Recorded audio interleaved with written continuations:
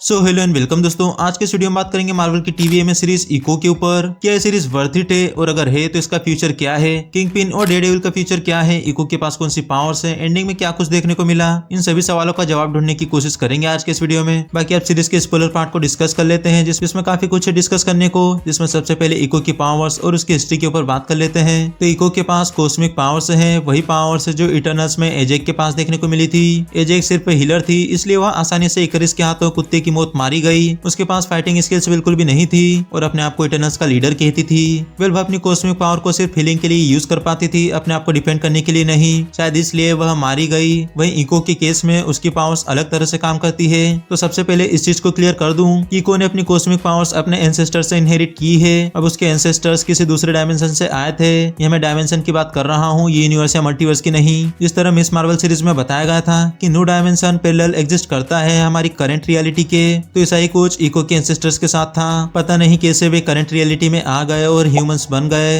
अब उन एंसेस्टर्स की कॉस्मिक पावर्स का एक्चुअल सोर्स क्या था पता नहीं। बाकी इटर्नल्स में तो अरिसेम ने कॉस्मिक पावर्स दी थी इटर्नल्स को, जिसमें एजेक जो कि हीलर थी और इसी के सिमिलर पावर है इको की। वे एजेक के मरने के बाद उसकी पावर्स इनहेरिट की थी डेविड क्रो ने, जो कि वह भी कुत्ते की मौत मारा गया। तो एजेक की पावर तो समाप्त हो गई थी और बचे हुए इटर्नल्स को अरिसेम अपने साथ उठाकर ले गया। तो यहाँ पर इटर्नल्स और इको के बीच कोई कनेक्शन तो नहीं है। हालांकि कनेक्शन हो सकता था अगर मार्वल चाहता तो, पर पता नहीं मार्वल इतना भाग क्यों रहा है इटर्नल्स मूवी के इवेंट्स पर बात करने से।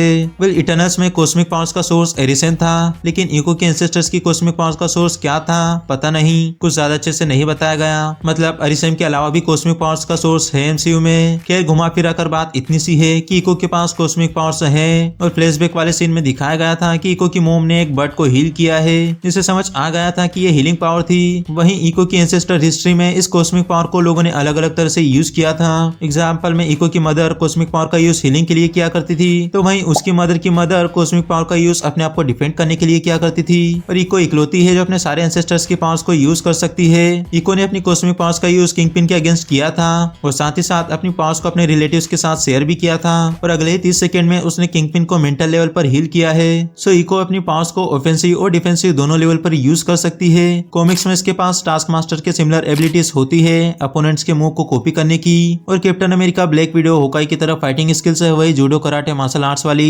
लेकिन एमसीयू में इसके पास कॉस्मिक पावर्स हैं। पर यहाँ पर एक इंपॉर्टेंट सवाल आता है कि इको अपनी कॉस्मिक पावर्स को इक्रिस या थीना की तरह एक्सट्रीम लेवल पर यूज कर सकती है पता नहीं, कुछ कह नहीं सकते इस बारे में। बाकी यह था आज का वीडियो इको सीरीज को लेकर, जिसमें ऑलमोस्ट सारी चीजों के ऊपर बात कर ली है। अगर आपका कोई सवाल है या कोई थ्योरी है तो कमेंट करके बता सकते हो। इंटरेस्टिंग रही तो उस पर वीडियो बनाकर डिस्कशन करेंगे। बाकी वीडियो अच्छा लगे तो वीडियो को लाइक करना, ऐसे और वीडियोस देखने के लिए चैनल को सब्सक्राइब करना। मिलते हैं फिर किसी एक और अमेजिंग न्यू वीडियो के साथ। टिल देन आप मेरे चैनल पर विजिट करके कुछ प्रीवियस वीडियोस को जरूर चेकआउट करें।